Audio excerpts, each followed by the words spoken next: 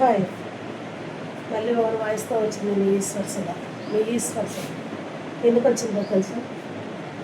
ఈ రోజుకి 5 రోజులు యూట్యూబర్ వైష్ణవి చనిపోయి ఈ రోజుకి 5 రోజులైనా పోలీసులు ఏమీ అనట్లేదు. ఏదో చిన్న న్యూస్ నిన్న అతను ఏదో హాస్పిటల్లో ఉన్నాడు, ఏదో వెళ్తున్నాడు వస్తున్నాడు, ఇది అవుతుంది అది అవుతుంది, వినేషనాలు గుడ్డి పార్సనాలు గుడ్డి అవన్నీ వేస్ట్ మాటలు. స్పాట్లో ఆ అమ్మాయిని ఎంత చిత్రవద చేసి చెప్పారో అలాగా వాళ్ళని స్పాట్లో వాళ్ళ అమ్మని వాడిని వాళ్ళిద్దరికి వాళ్ళకి ఎన్కౌంటర్ అయిపోవాలి అంతే.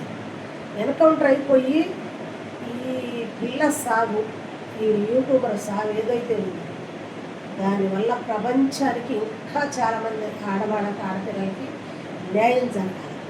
అది తక్షణమే జరగాలి అంటే ఈ విషయము ఇప్పుడు మేమందరం కలిసి మేము కూడా ధర్నా చేయాల్సి వచ్చింది.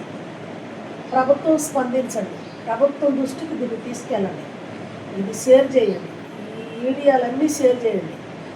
మేము యూట్యూబర్లమి, ఇన్స్టా వాళ్ళమి, యూట్యూబర్లు అందరం ఏకమైతే, ఎందుకంటే ఆ పిల్ల చనిపోయింది ఒక యూట్యూబర్ ఒక కాకికి దెబ్బ తగిలితే 100 కాకులు వస్తాయి.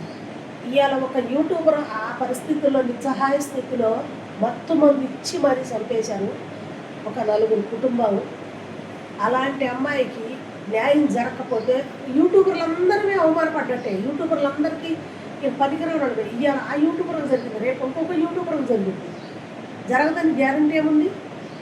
ఒక కాకికి దెబ్బ తగిలితే 100 కాకులు వస్తుంది. అలాంటిది మనుషుల ఐకమత్యం ఉండక్కర్లేదా? యూట్యూబర్లకు ఎవరికి బాధ లేదా? ఫీలింగ్స్ లేదా? యూట్యూబర్లు అంతా ఏం చేస్తున్నారు? కొన్ని వేలల్లో ఉన్నారు. మరి వాళ్ళందరూ ఏం చేస్తున్నారు?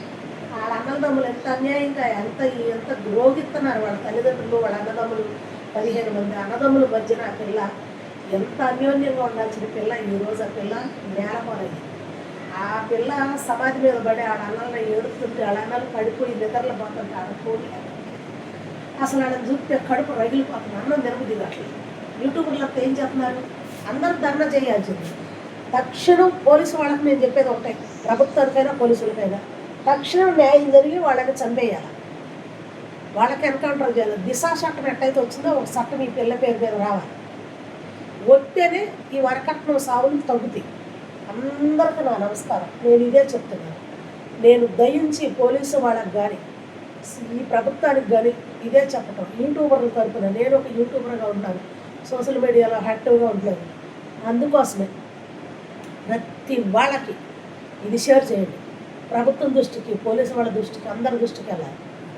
Okay, bye.